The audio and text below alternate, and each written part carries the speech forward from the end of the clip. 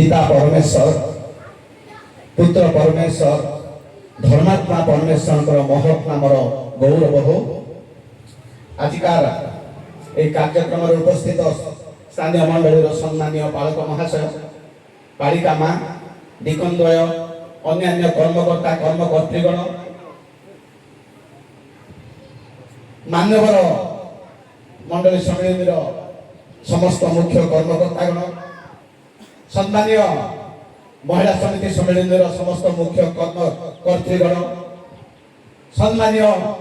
उद्योग समितिर समस्त कर्मकर्ता कर्तृगण ता सहित विभिन्न मंडल आसथिबा आमानकर पालक महाशयगण दिकंदय ता सहित आमानकर प्रभुଙ୍କ सेवा कार्यरत विभिन्न स्थान आसथिबा प्रचारक प्रचारिका तथा आमानकर आगंतुक बंधु समस्त को उपस्थित समस्त को आम परिवार तरफ विनम्र भक्ति नमस्कार जनाऊँ। नमस्कार। प्रभु आम परिवार को कृपा कले दया आगे को बढ़ू बढ़ू आम सरकार निर्देश प्रकार गत 30 तारीख में मोर अवसर आम स्वामी स्त्री आम परिवार चिंता करी आम जो अनुग्रह पाई दीर्घ वर्षर अनुग्रह प्रभु दया आ समस्त सहित मिसी आम प्रभु को धन्यवाद देवा ता सहित महादया छोट गृहटे पाइछु आपण उपस्थिति प्रभु को गौरव देवाई आम ये आयोजन करूँ। आपण मैंने आम परिवार कथा जानते स्वामी स्त्री पुओ जड़े सहधर्मणी झील गुटे आ प्रभु कोल को स्मरण कर आसुच्च आ दुईटे झील गाँव जड़े झील जुई आ ठेका पंकार झील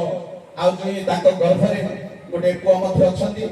प्रभु आम एक प्रकार भाव में परिवार कर गठन कर समस्ते मिसी मोर बड़ भाई को परिवार नानी को परिवार समस्त निमंते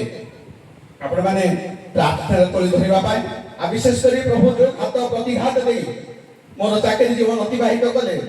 आम समस्ते मिसी प्रभु को गौरव देवा धन्यवाद से आपण मान निमंत्रण कर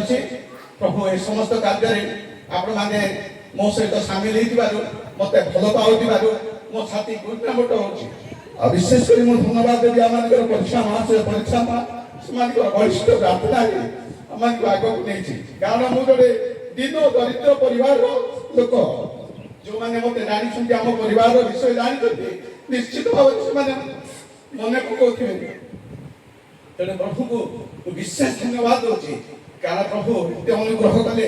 आ समाज प्रतिष्ठित शिक्षक भाव में मत सामिल कले तेणु ये समस्त निवेदन नहीं आम प्रभु को धन्यवाद देवा निमंते आम परिवार तरफ आप समस्त को